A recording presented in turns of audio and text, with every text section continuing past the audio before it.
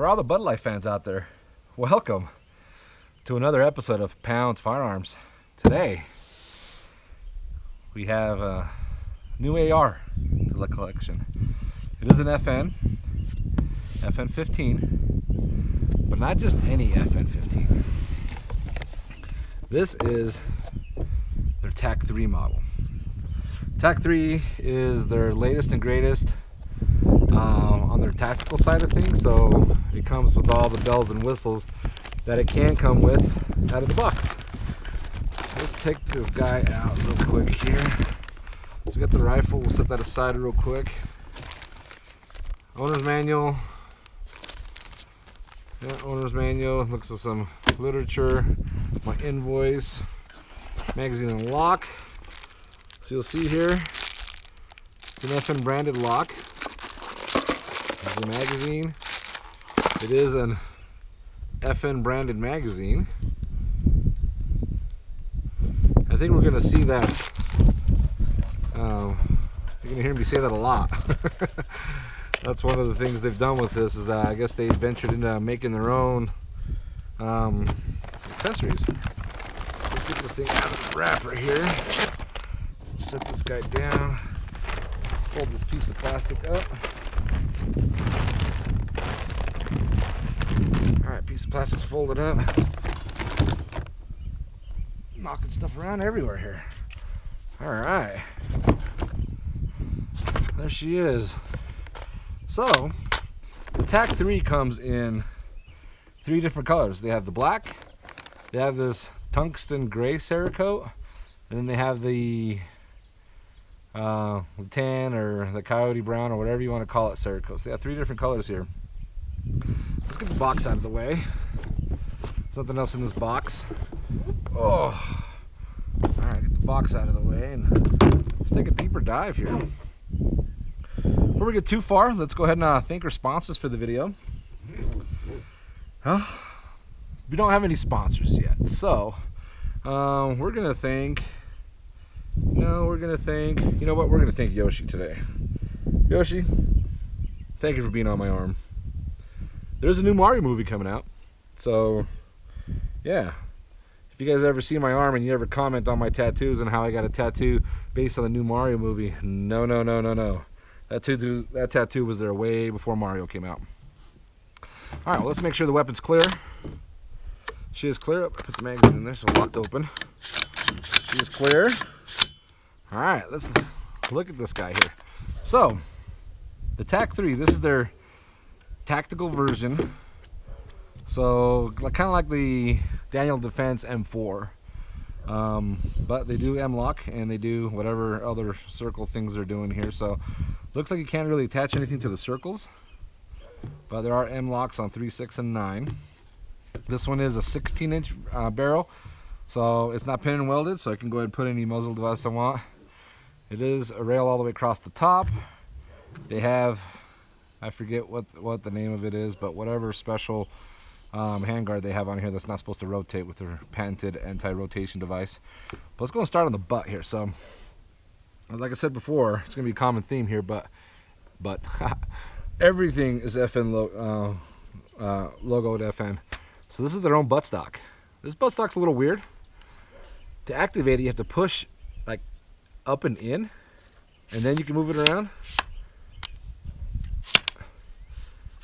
So from this angle, it's not too bad, but when you have it shouldered, it's definitely not as easy.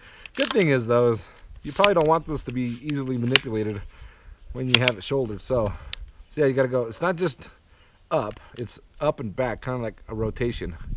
And now you can slide it wherever you need. Yep. Move forward here. So they have their own grip. It is hollowed. No cap or anything on it.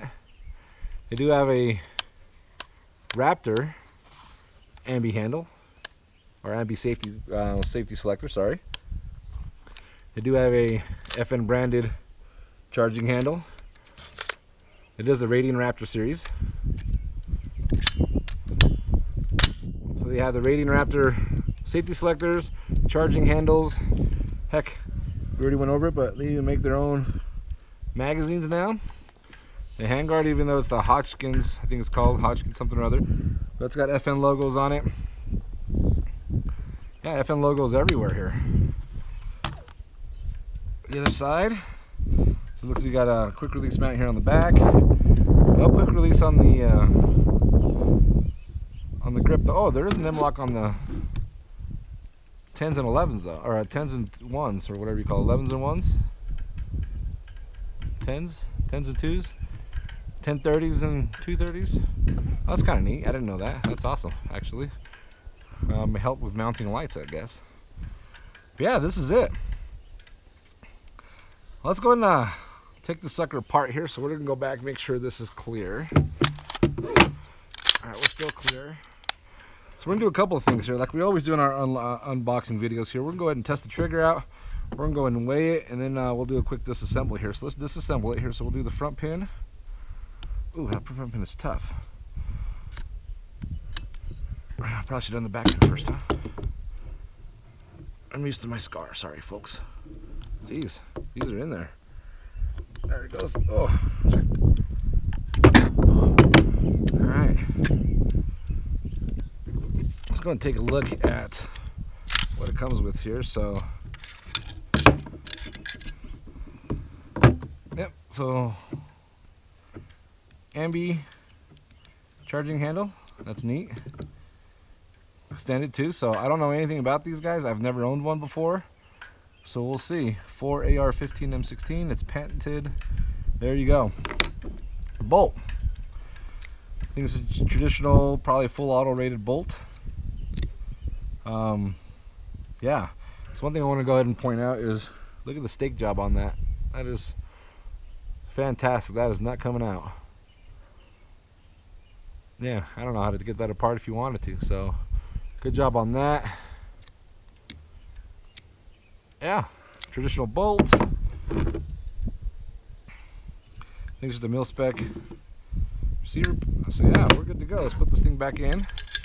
I think this is the mil spec buffer tube as well. Yeah, H buffer. Nothing crazy about that. Mil spec trigger.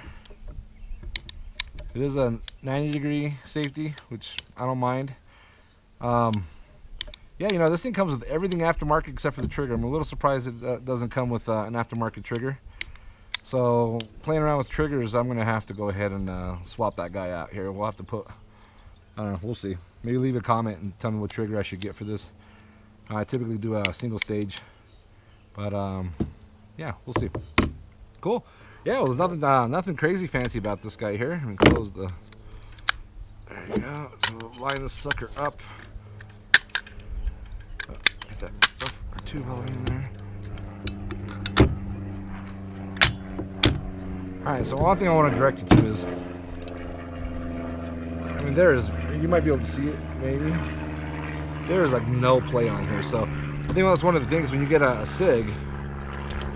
Look at the SIG, they have the bushings in there to make it tighter. This one doesn't have any bushings. This is just, it is just milled that tight. I mean, there's hardly any movement in that. That is fantastic. And you saw me struggling to get the pins off before. So I mean, it's machined pretty dang well here, as close as you can. I mean, you can't really expect anything from anything less from an FN. I really don't understand why FN isn't more popular in the AR world.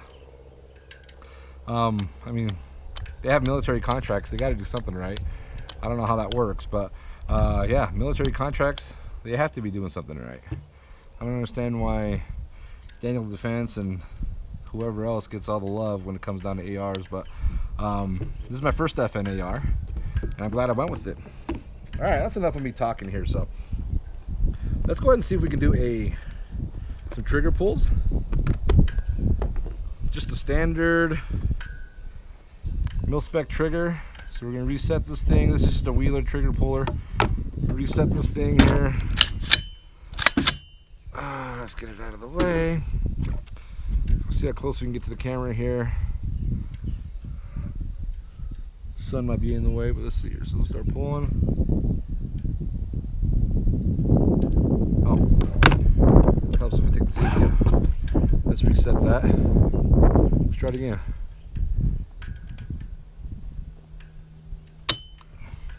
7 pounds, 13 ounces. Thank God for the ambi charging handle. Put it in the same spot. At least try to. So you can see it here. 6 pounds, 12 ounces. One more time.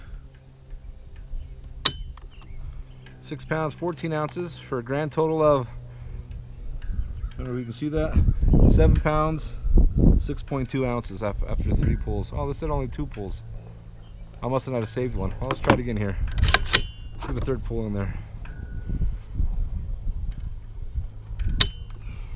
6 pounds, 11 ounces. So there we go. So now we got a 3 pull average of 7 pounds, 2.7 ounces. That's pretty standard for a mil-spec trigger. All right. And just like we do with every other unboxing, let's weigh this sucker here. So we'll roll in some FN specs. We'll see what they say. Oh, you know what? I should probably zero this thing out first. So let's take it off. Let's zero. All right, we're zeroed. Let's put the magazine in. Magazine, no optics, empty magazine. We're on ounces. Let's switch this. Wow. Let's make sure that's right. It was a little off. 0. 6 pounds, 6.7 pounds. That's pretty phenomenal. It's pretty light. 6.7 pounds. Of course, there's nothing else on it, but you already have all your aftermarket stuff. You got your, well, most of it. Don't have the trigger, but you got grip and levers and safeties and yeah, 6.7 pounds. That is actually pretty freaking nice for a 16-inch barrel. Heck. All right, let's go ahead and let's reach for the stars here and let's get the specs directly from FN to see what we found here.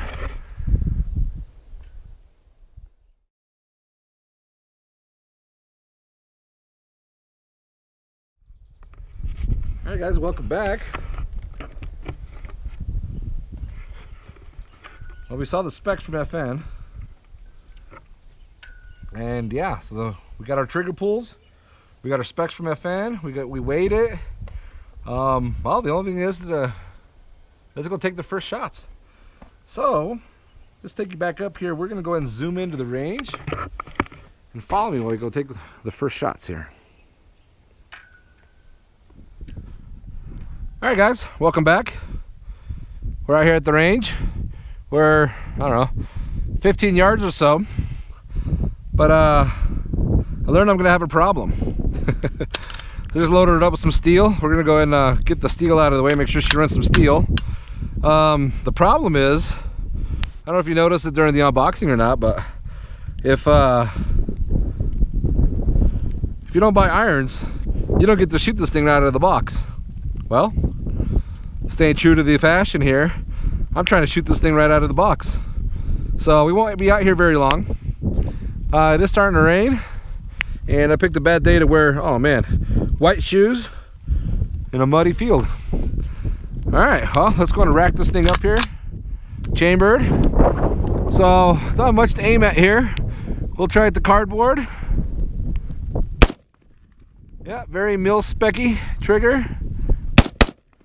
I think I'm doing okay. See if we can hit the can here. Oh, hey, look at that with no irons. Dang, I'm good at this game. All right, what else can we shoot here? There's another can next to that post. Let's see. Oh, just low. High. There, close enough. There we go. All right. Oh, there goes a bird. I don't want to shoot the little bird. He's on top of the hill. Rain's starting to come down here. We only got a few shots left here. Let's see. We'll see if we'll just dump the rest of them here. Kind of hard with the mil-spec trigger. We're out. We're cleared. They're locked open. Starting to get some water on us here. Oh, cool. That's the range session. Range session with the TAC3 in the cool gray. All right, guys, let's go back to the bench here and we'll finish this out. Alright guys, welcome back. Well, I was hoping to put a few more rounds down, but yeah, turns out you can't unless you buy an optic. So these things MSRP for I think like 1,800 bucks. They're not cheap. It does of course come with their FN barrel.